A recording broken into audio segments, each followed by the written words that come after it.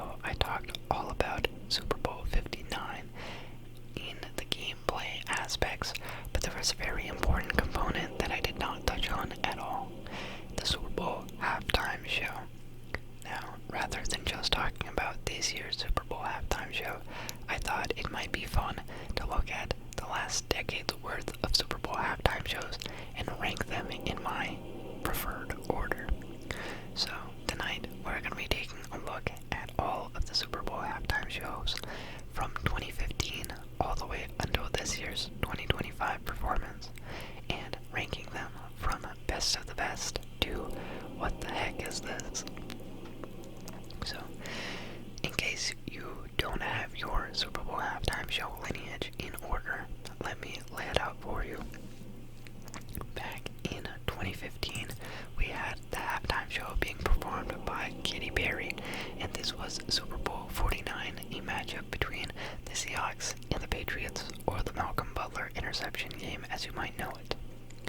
Next up, in our following year, 2016, that's going to be the Coldplay halftime show for Super Bowl 50 in a matchup between the Broncos and the Panthers.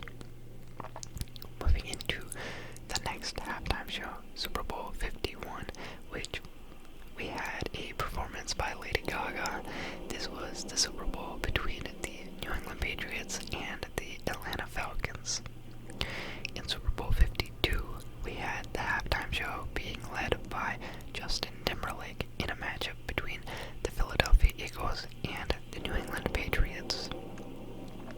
Super Bowl 53 had the halftime performance being led by Maroon 5 and Travis Scott. This Super Bowl matchup featured the New England Patriots and the Los Angeles Rams. After that, we had, Super Bowl 54 between the Kansas City Chiefs and the San Francisco 49ers, and the Super Bowl halftime show was performed by Shakira and Jennifer Lopez. The following year, in Super Bowl 55, we saw the LA Rams and the Cincinnati Bengals go,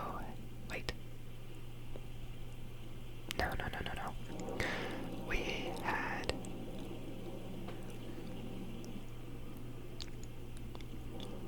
my bad. Yeah, we had the Bucks in Super Bowl 50. What am I on? 54? 55?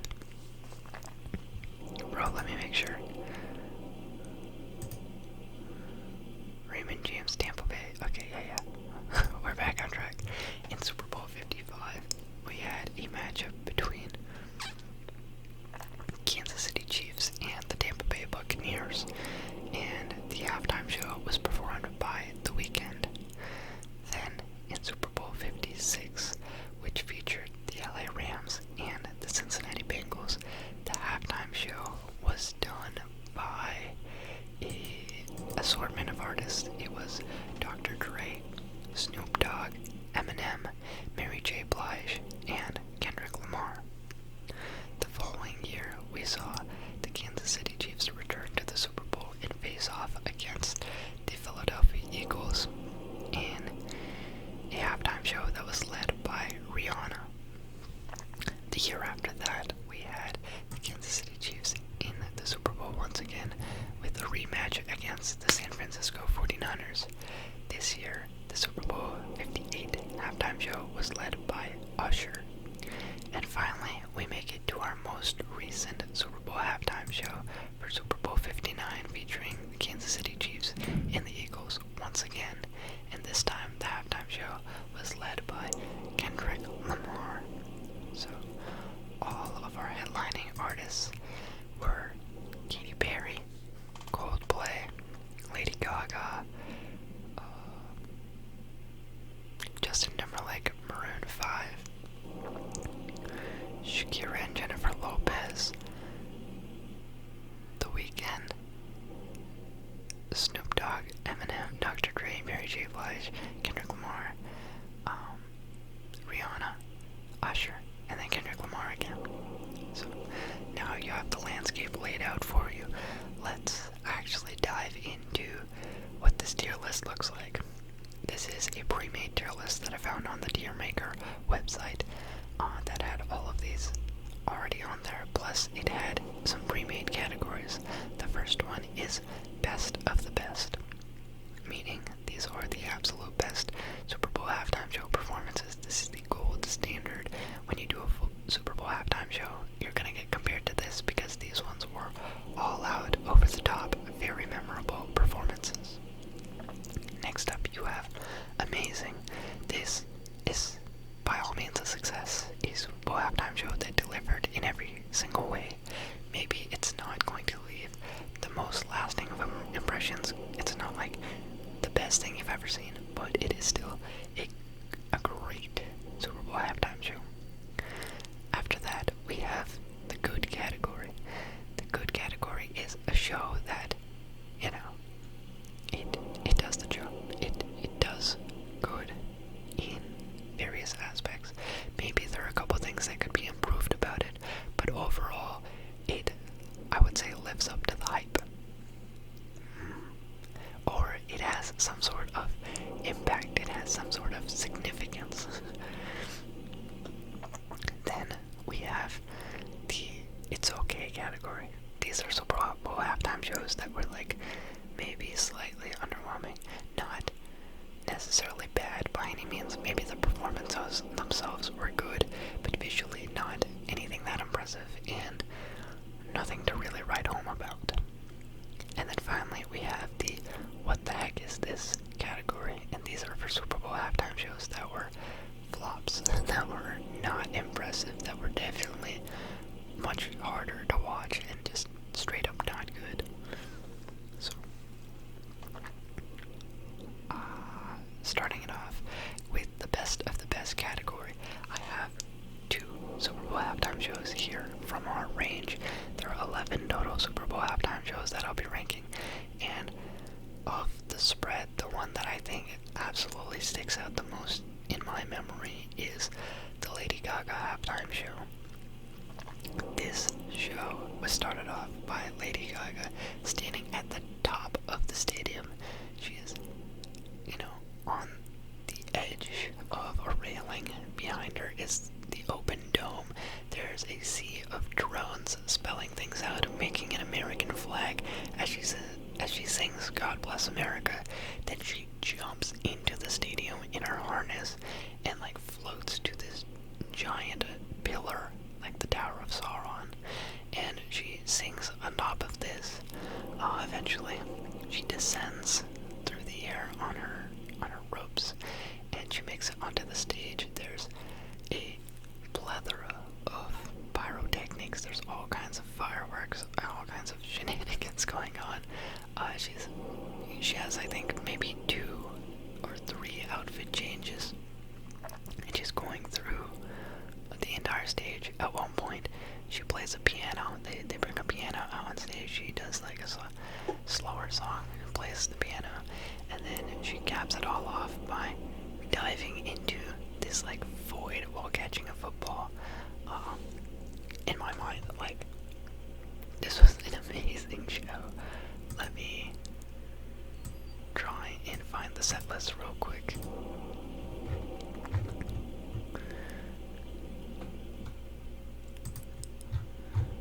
Okay, here it is. We have her first song performed was God Bless America / This Land Is Your Land. With that, we jump into a compilation of her biggest hits in Poker Face, Dance in the Dark, Just Dance, Love Game, Paparazzi, and The Edge of Glory. So, she has a couple homages to her bigger songs. She performs most of Poker Face, and she's doing it all while strapped into this dangling thing. She's floating across the stadium. I think this one also has the most pyrotechnics by far. There are so many fireworks. It's very visually stimulating, you could say. I wouldn't even say overwhelming, but it's just there's so much going on, and it is cool. And to start off your performance at the top of the stadium and then dive into it is pretty crazy. And while she's going through the air, she's doing flips, she's doing tricks. She's, very impressive that someone could be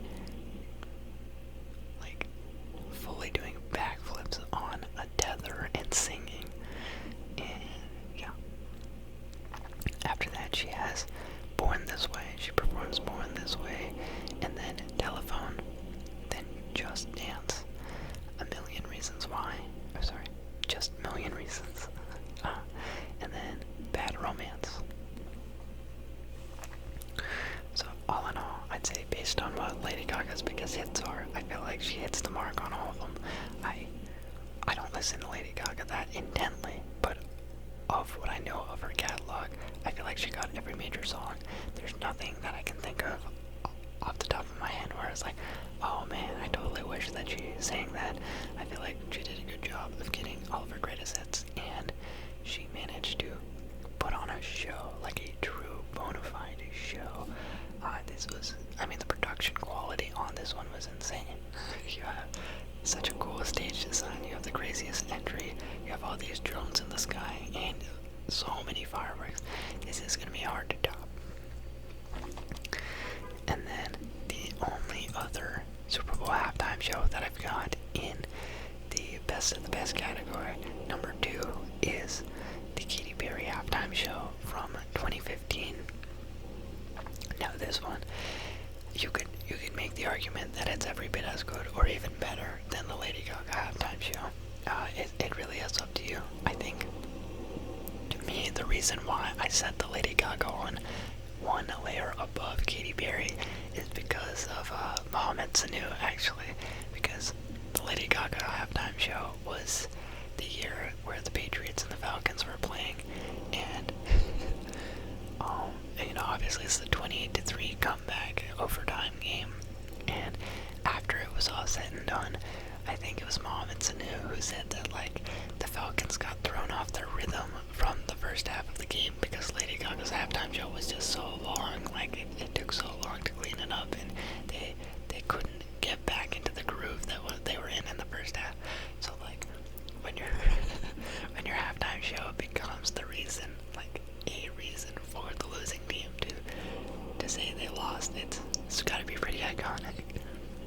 But the Katy Perry halftime show is very impressive as well. Like, Katy Perry comes into the stadium riding a lion or a tiger,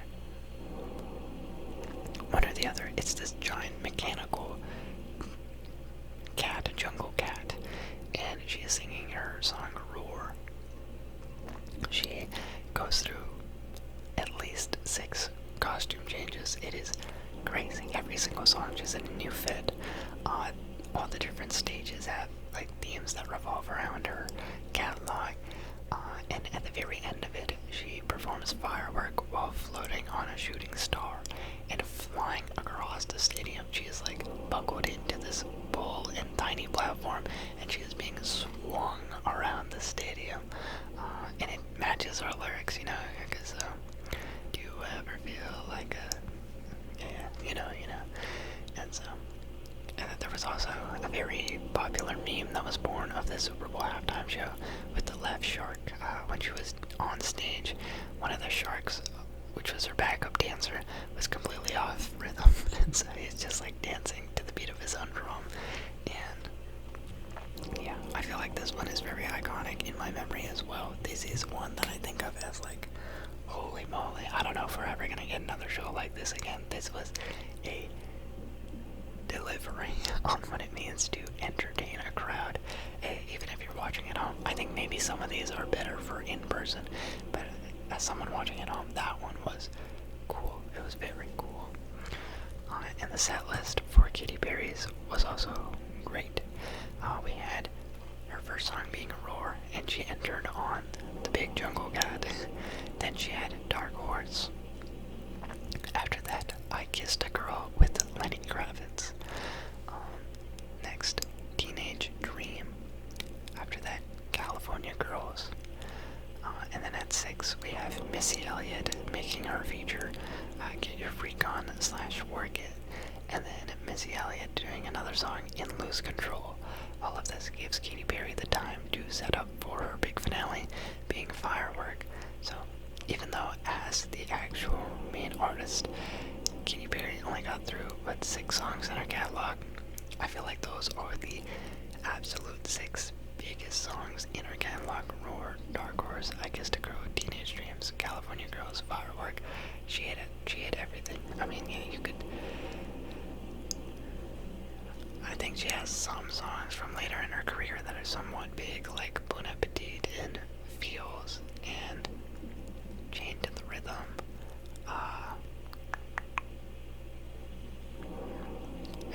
Even some like earlier ones, like the One That Got Away. But I think that this nails the feel, the vibe that you're going for at a halftime show. I think they're all more upbeat and dancey songs, and Firework, even though it's not, because you made it such a cool performance, it makes it so cool. Yeah. I'm still kind of in awe from this Super Bowl halftime show.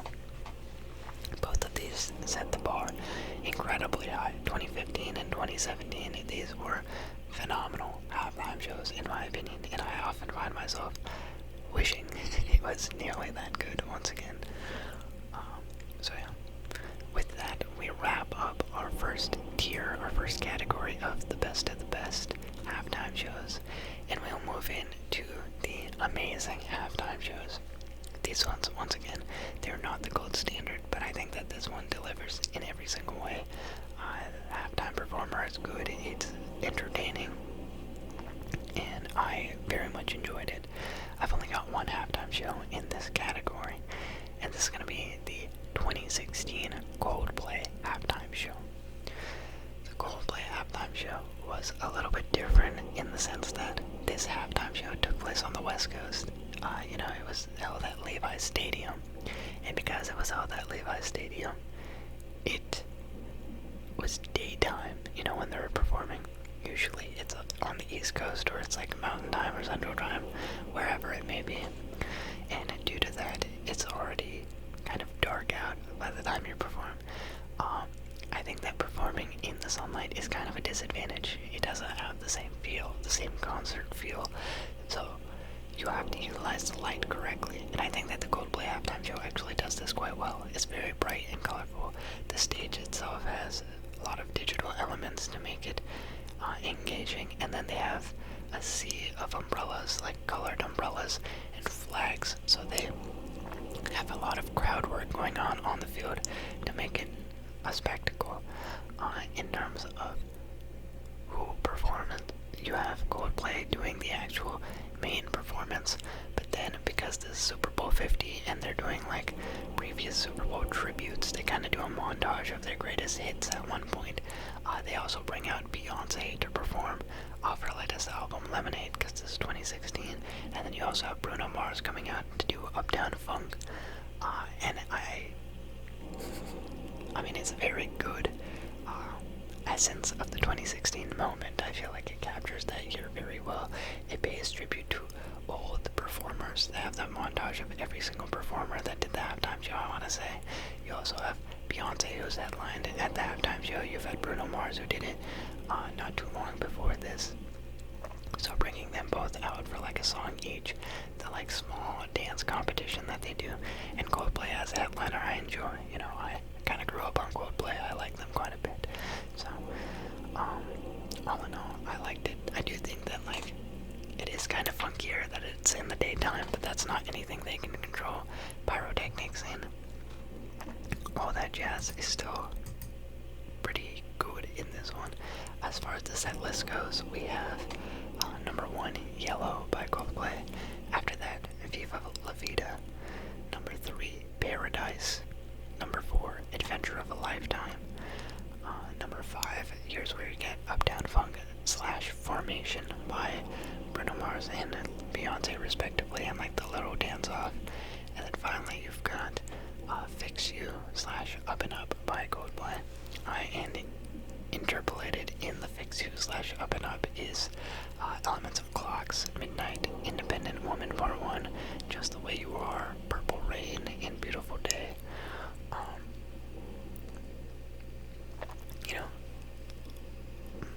It's performance-wise, I think the guests make it kind of cool, just because like sometimes you have guests that are way off the element, sometimes you have guests that are culturally significant at that point, and I feel like they do a good job in the performance. You have Bruno Mars in his barrage of like satin pajamas. He's wearing like leather pajamas or something. But it very much goes with the vibe of Uptown Funk. And then Beyonce in her formation, her squad, her group. I enjoy it. I really think the only thing that would make this better, maybe a cooler entrance and in my opinion, if you have Beyonce and you have Coldplay doing the halftime show, you kind of have to do Hymn for the Weekend. Hymn for the Weekend is a song that Coldplay made. Beyonce did a remix of it, and they didn't perform it. They didn't have her do her rendition of that song, and I feel like that's such a missed opportunity to have both those guys in place do a song together, and they didn't. So that's one way where I feel like this could have easily been improved. But overall, I kind of like the tribute elements, and I like how they put it all together. It was cool. It was a cool compilation of all these things, and I would say, all in all, I enjoyed the halftime show a lot. Next up, we move into the good category. These are all halftime shows that I enjoyed. I look back at them, I could watch them again and think, yeah, that was pretty cool. They put effort into this. It's not visually the most stunning of the bunch, but I enjoyed the songs, I enjoyed the set list, and there was maybe something culturally significant about it. So, first up in this category, I'm going to put the Kendrick Lamar halftime show. I enjoyed it quite a bit. Kendrick Lamar, he opts for like a video game theme.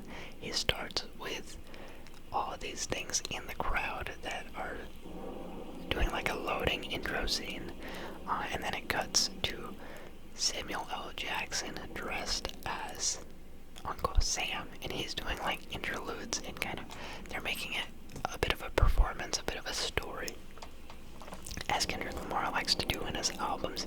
So I felt like that was very on theme. And then the stage design itself was that of like a PlayStation controller. It had all the buttons, like a circle, a square, a triangle, and an X.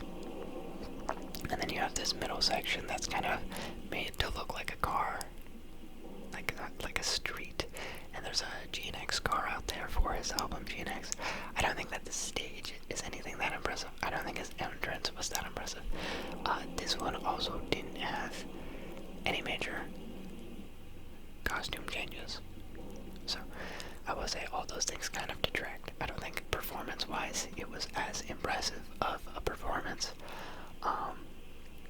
Like visually it was decent, but I think the context behind what was going on that led to Kendrick Lamar being selected for this halftime show, the fact that I just enjoy listening to Kendrick Lamar, and yeah, for him to do what he did on this grand of a scale was funny. It was objectively funny, in my opinion, to make a song in the middle of a rap beef about Drake being a pedo, and then get awarded the Super Bowl halftime show and have the entire nation watch you take him apart at this level. It's, how can you not say he won't? So, for that way, it's cool. I think that like the cultural moment aspect kind of stands out more than the actual performance itself. If you weren't tuned in to who he is or what his music is or what happened between him and Drake in the last year, it probably wasn't that enjoyable of a show. But I liked the guest appearance by SZA. I feel like her vocals were especially good. And yeah, I think it's more about what he did with Not Like Us, and the fact that I've been following this for so long that my personal enjoyment was higher. But I could see from an objective standpoint, I wouldn't mind people rating this lower. I just had more investment in it, I would say. The set list for this one, I will say I did have some gripes with the set list, but that's because I'm an actual listener of Kendrick. We had first up Bodies by Kendrick Lamar, which is the unreleased GNX track. There's like the preview that he released on the morning of GNX, but it never came out. And then it transitioned to Squabble Up, which is one of the singles or one of the songs on GNX itself. From Squabble Up, we moved into Humble, and then DNA. After DNA, we had Euphoria. After Euphoria, we got Man at the Garden, and then Peekaboo. From Peekaboo, you move into Luther, which is when he reveals SZA. And then after that, he performs All of the Stars with SZA as well. And then after that, you move into Not Like Us. After a bit of edging, a bit of teasing, he kept taunting that he was gonna drop Not Like Us, and then he wouldn't actually perform a different song. He finally does Not Like Us, and then he ends with TV Off with DJ Mustard coming out, and what's Random Williams crib walking. It was just funny. It was very funny, all things considered, what happened here. My gripes with this set list, though, are it's all his just most recent stuff. We have only tracks off of what Damn and Beyond, Damn being his album 2 albums ago. You have Damn, then you have Mr. Morale and the Big Steppers, and then you have most recently GNX. So I guess it's like his most recent, most relevant stuff, but Kendrick Lamar has a great catalog, and I do think it's kind of a shame that he didn't touch on some of his other biggest hits. I understand that most of these are good, but I, personally, Man at the Garden wasn't doing anything for me. I know the song, and it wasn't doing anything for him. It's such a, like,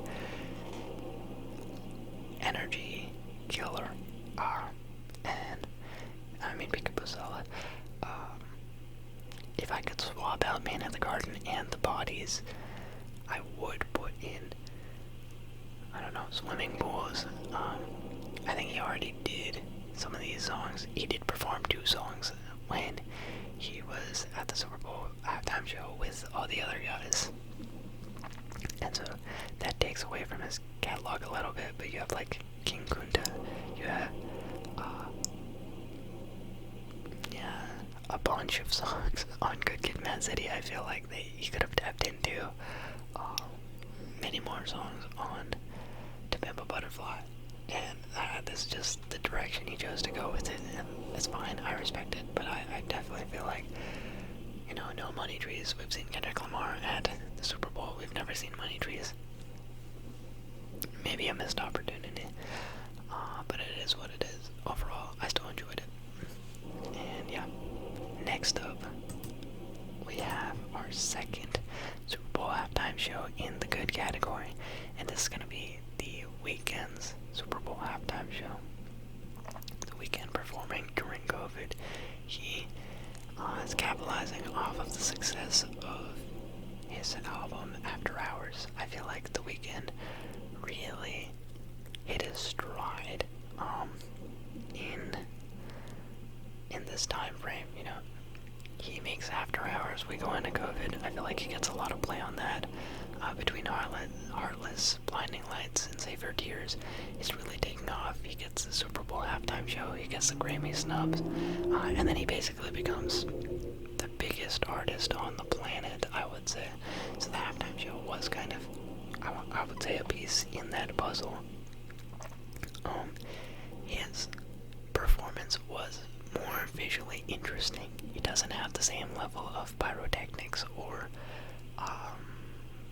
flashiness that Lady Gaga or Katy Perry had, but I will say that, like, he did a great job of tapping into the aesthetics of After Hours with, like, his sea of bandaged people. You know, he wears the red suit, he has the bandages on his head. He had a bunch of backup dancers dress up like that. He also has that iconic labyrinth that he sets up, and he's running through it all wobbly, and you get the, like, Blinding Lights cover-esque look. And I feel like a couple memes came out of that as well. I thought this one was good. I enjoyed it. And I feel like he did a pretty great job with his set list. Let me figure out which one this is. Yeah, here. You've gone first up, Call Out My Name, then Starboy. After that, The Hills, then Can't Feel My I Feel It Coming. After that, Save Your Tears with elements of House of Balloons. Then 7, Earned It. And then 8, House of Balloons. And finally, he ends with Blinding Lights. All in all, I feel like this was well done. You have a couple of the COVID restrictions that made it harder for him to get any guests on stage, so he didn't have any guests. And I feel like that's not necessarily a bad thing. Sometimes the guests add, sometimes they detract. This is a case where like it didn't really add or detract or anything like that. But I think that visually there have just been ones that are more of a spectacle. His performance was cool, and I think I liked it because I listened to The Weeknd enough that I knew all of the songs, but I don't remember it being anything like super trailblazing or memorable. It was nice. I would just say it was a good performance. It had some hype and it lived up to that exact hype. I don't think that he did anything extremely impressive, and he didn't do anything bad. I don't remember looking at it and thinking it was a bad show by any means. But yeah. Next up, we have our third halftime show in the good category, and this was the Super Bowl halftime show with Shakira and Jennifer Lopez. Shakira and J-Lo, this tandem coming out after... Wait, was it before The Weeknd? I always get the... Yes, the year before The Weeknd. It felt like it was kind of out of left field, but I didn't mind it. You've got dual headliners. This time, a lot of times you have like one main headliner and then a side performer, but this one was fully marketed as Shakira and Jennifer Lopez, with the NFL not so secretively trying to tap into their Hispanic, fan base. And yeah, this was, I feel like, for the Hispanic culture, maybe, I can't really speak on it because I'm not from that domain, but I feel like they did a pretty good job of bringing out all the big Latin stars. You have Shakira, Jennifer Lopez, but then, they also bring out Bad Bunny and J Balvin, and like, looking back on it, all these years past, that's kind of a crazy pull that you get Bad Bunny as a side guest, get J Balvin as a side guest, with Shakira and Jennifer Lopez headlining. And this year's, it was visually, I would say, not, it wasn't as impressive as like the Katy Perry or Lady Gaga ones in set production, but I think like costume design and what they were doing on stage was captivating in ways. There was a lot of skin. There's a lot of skin being shown, a lot of hips that were not lying. And yeah, at one point there was also pole dancing on the Super Bowl halftime show, and hey, it was captivating in its own way. I know that Giannis tweeted about it, saying like, man, this Super Bowl halftime show is getting me in trouble. And yeah, I remember watching this one with my parents, and my dad was a little bit upset at it, but it was just like, hey man, let them do their thing. They're doing it on the big stage. They're performing. This is what you brought them here to do. So here is the set list from that show. They packed in a lot of songs. For Shakira, there's She Wolf, Empire, Ojos Así, Whenever, Wherever, I Like It with Bad Bunny, Shantae, and Hips Don't Lie. Then for Jennifer Lopez or J-Lo, you've got Frankie Cutlass, Jenny from the Block, Ain't It Funny, Murder Remix, Get Right, Waiting for Tonight, Que Calor / Mi Gente, and On the Floor. And then together they performed Let's Get Loud and Waka Waka, or This Time for Africa. And I felt like it was entertaining. I think that my expectations for this one were a little bit lower just because, like, they're not artists that I,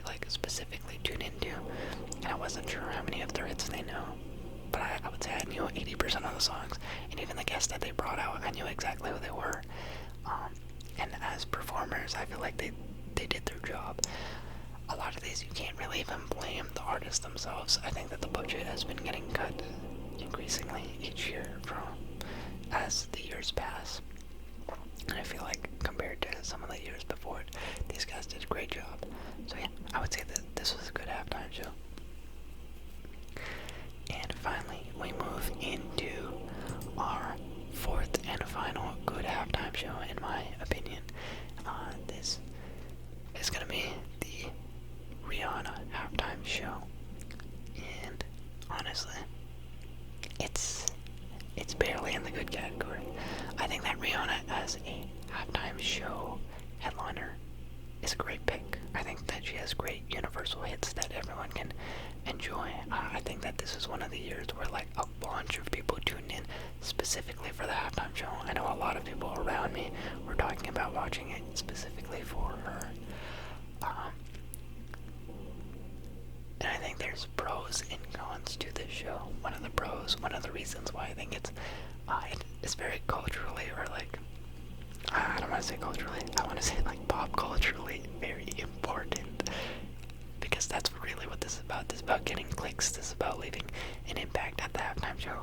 For her to reveal her pregnancy with A$AP Rocky on a stage like this was pretty cool. It was pretty cool. I will say that it makes the rest of the show understandably kind of tame compared to the rest. Like, Rihanna herself cannot do anything as a performer because she is super mega pregnant. The rest of the show, like, they're not doing anything that crazy compared to years prior, because she's not mobile. She can't really dance. She can't really do anything except for sing. And so she does a great job with the singing. But I feel like, all things considered, this one was a bit underwhelming compared to what I was expecting. Her outfit is kind of cool. I feel like the backup dancers are just alright. Stage design is nothing that cool. She does start off floating, I want to say. So we'll give some props there. So visually, it's okay. I think her as a lead act is good. Let's go to the set list. She came out with Bitch Better Have My Money, which I thought was really cool, just because I was not expecting that on. Then you have Where Have You Been / Only Girl in the World, but elements of cockiness. Then you have We Found Love with elements of S&M. Then you have Rude Boy. Then Work. Wild Thoughts. Poured Up with elements of Birthday Cake, Numb, and Pose. Then you have All of the Lights, Run This Town, Umbrella, and Diamonds. I think all in all, she had a nice track list, 11 songs. If I could adjust something, I would wipe Wild Thoughts. I don't like Wild Thoughts as a song. I would have rather heard a more fleshed out S&M. I feel like it's a much bigger song of hers. That was one thing I was a little bit,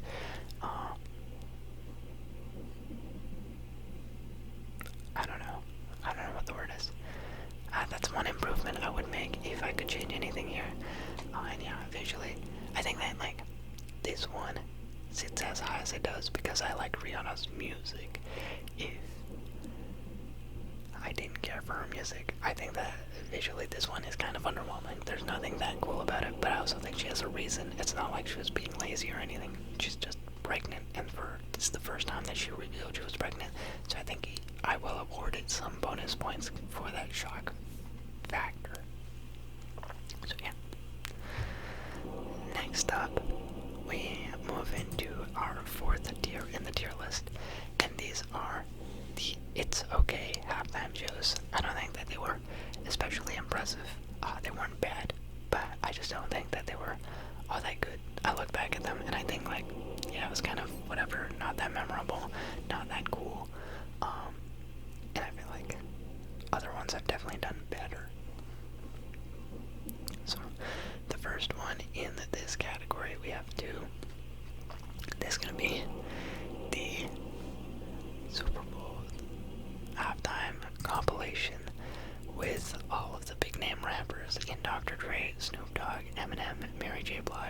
and Kendrick Lamar. It's like West Coast with Eminem. And I say this as someone who listens to majority rap music. It's not anything against who they picked for this halftime show. I was actually really excited for it.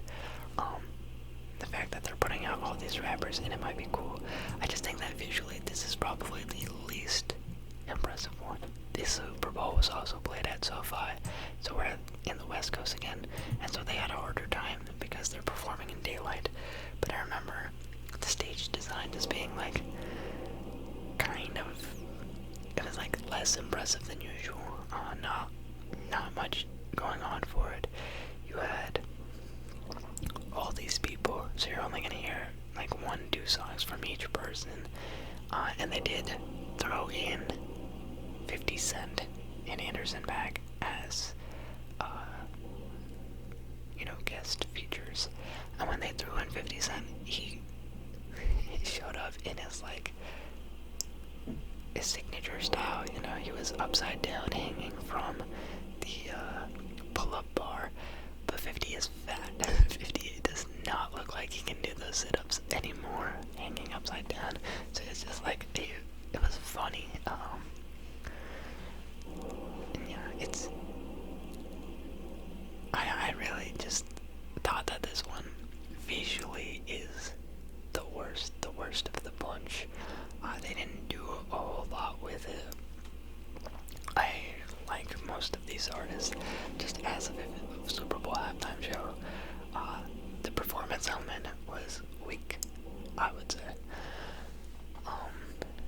Yeah, stage design, all the things like the 50 Cent reveal was cool, but that's really where the coolness maxed out, in my opinion. Nothing they did after that topped it, and that was pretty early into the performance. So it was a cool, different change of pace. I liked that they tried this out, that they went in a different direction. Because they had already tried the Shakira and J.Lo thing. They thought let's do a whole compilation of people, see what happens. And I think it worked to a degree. I do think that you don't necessarily want these many people on a Super Bowl halftime show. Just because it gets crowded. It feels a little bit stuffy. The set list itself, you have the next episode with Dr. Dre and Snoop. Then you have California Love by Dr. Dre and Snoop. Then you've got In the Club by 50 Cent. Then you have Family Affair by Mary J. Blige. And then you have No More Drama by Mary J. Blige. And then Mad City by Kendrick Lamar. Him not performing Mad City in his own set because he already did it here, I think is fine. Then you have Alright by Kendrick Lamar. Also another good song here. Then you have Forgot About Dre with Eminem and Kendrick Lamar. Then Lose Yourself with Eminem. And you have Lose Yourself by Eminem with Anderson .Paak. After that, I Ain't Mad at Ya with Dr. Dre as a tribute to Tupac. And then finally they end out with Still Dre with everyone chiming in. Yeah, musically it was cool. It was a nice change of pace. I feel like you don't get a lot of rap-based Super Bowl performances, so in that way it was cool.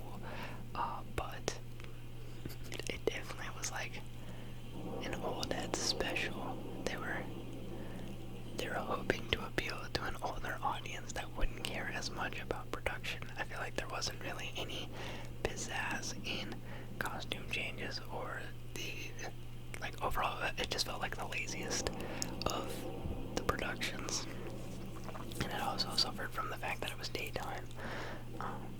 So yeah, it's much, and yeah, that's not necessarily their fault. That could just be budget cuts. But that's why I think that this one, as a performance, as a halftime show, it kind of under-delivered. And it was okay. It wasn't bad by any means. I'm not mad at it. It's just okay. And then the second and final Super Bowl halftime show in the okay category, I would have to say it was the one from last year with Usher. This one I would say I may be a little bit biased against because of all the headliners on this list. Usher is the guy that I listen to the least. I was probably not looking forward to this one as much, just because I don't have as much experience with Usher's music. I know that Usher is a relatively big star, or he is a big star, and he's still very popular, especially amongst the ladies, but I don't know as much of his stuff, and I felt like Usher as a performer, it has a reputation. It has a reputation for like girls that want to cheat on their guy kind of vibe. So I was looking forward to seeing what it would be like. And yeah, I think when it's all said and done, the stage was once again underwhelming. Usher did have a costume change. He did go into this bedazzled rollerblade type thing, but it just doesn't totally compare with the previous performances. I thought his performance himself, aside from the rollerblade aspect, was just okay. And I don't think visually it was as appealing as most of the previous ones. And I think that I'm also just giving it a harder time because I don't know Usher's music as well. His set list was made up of My Way, Got Up, You Don't Have to Call, Love in This Club, If I Ain't Got You with Alicia Keys. I think that song was the first song on this set list that I actually knew. Oh, that's just me. That's a me thing. And then you have My Boo with Alicia Keys, Confessions Part 2, Burn, You Got It Bad, Oh My God with Will I Am, Turn Down for What, and then finally Yeah with Lil Jon, Ludacris, and then a little bit of Get Low mixed in. Yeah, I think it's just harder for me to personally interact with this one as much because I just don't listen to Usher. So I wasn't as excited because I didn't know stuff. I didn't like pregame it in any way. I didn't do any listening ahead of time, and so I just didn't have the same level of connection and enjoyment. And I think Apple Music has done worse as a sponsor for the halftime show. I think when it was in Pepsi's hands, towards the end, they did have some misses, but overall, the production quality was quite a bit higher. I think you look at 2015, 2016, 2017, those are all bangers.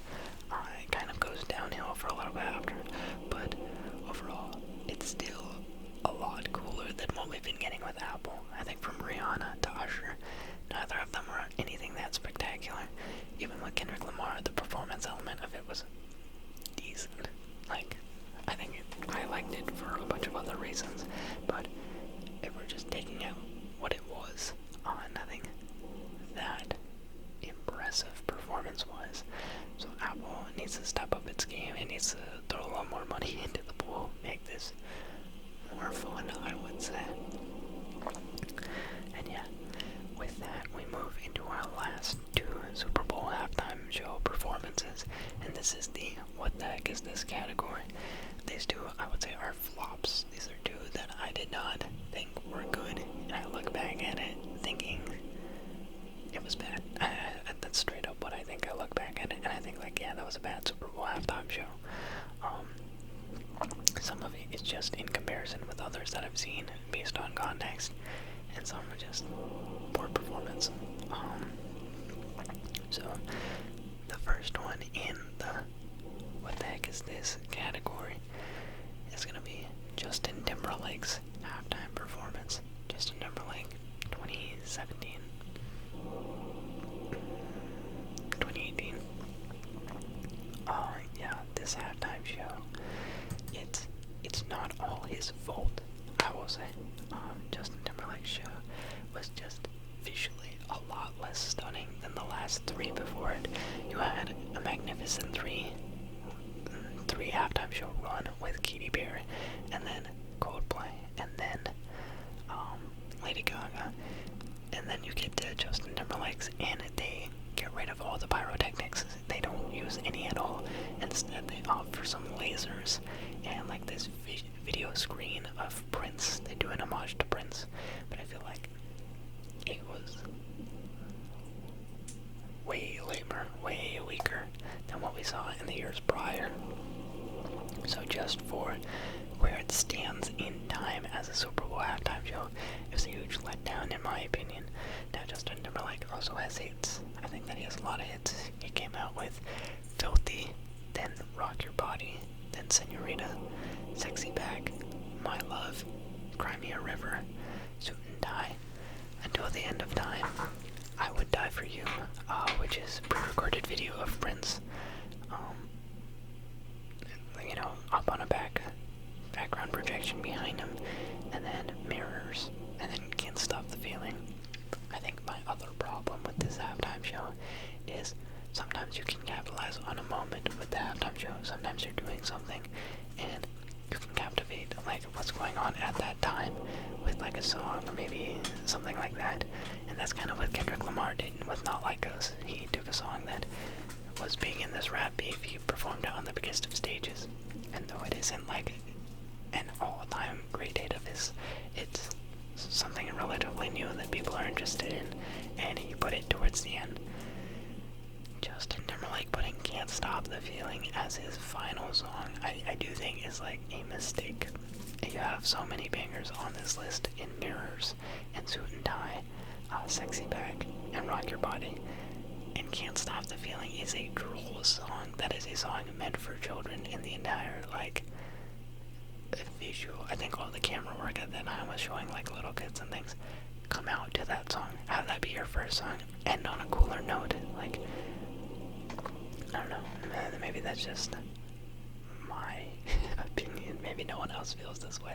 But I felt like it was not a good note to end on. It was just, like, kind of kiddish. It didn't feel impressive, and yeah, the entire show as a whole was already underwhelming because of the ones that came before it. And so, even though he himself, I feel like, did a fine job with his singing, his dancing, it felt weak just because of where it was in history. So yeah, I don't look back at this one and think the good things. I think that it was not good. And finally, the worst Super Bowl halftime show of the last 11 years, from 2015 to 2025, I think by far and away was Maroon 5 with Travis Scott. This halftime show, man, you have like a little bit of pyrotechnics, you have an M-shaped stage, but the performance was incredibly weak, like very little energy. Costume design, costume changes, there's almost non-existent. All you really have is Adam Levine taking off his shirt and performing shirtless for the entire crowd, and I think that honestly detracts from the show. I don't need to see Adam Levine shirtless at the halftime show, because he's not that interesting looking of a guy. Like, I don't need to see that much more of you. You have cool tattoos, maybe, but like, yeah. And I also think that their set list was whack. They also tried to capitalize on a meme that was going around. This is when they had the like SpongeBob meme of like, what was it called? Super Bowl 53 halftime show. After the death of Stephen Hilbert, creator of Nickelodeon cartoon SpongeBob SquarePants, on November 26, 2018, an online petition emerged requesting that David Glenn Isley's Sweet Victory, featured in the episode Pancakes, which followed Squidward Tentacles as he organized an ensemble to perform the halftime show at the Bubble Bowl, be performed at the show. And they kind of bait you with it, like, they already bring out Maroon 5. In the middle of it, they cut to SpongeBob, and they start to play Sweet Victory, and then it cuts to sicko mode, like a asteroid crashing into the stadium, and you have Travis Scott doing sicko mode. Horrible. Everything I have to say about it is horrible. They don't actually do the entirety of Sweet Victory. Sicko mode, the performance itself is terrible. They don't give Travis Scott any auto-tune on his mic, or like a very minimal amount, so his performance is horrendous. It's not good. It's like, if you take any clip of Travis Travis Scott at a concert. It's incredibly hype.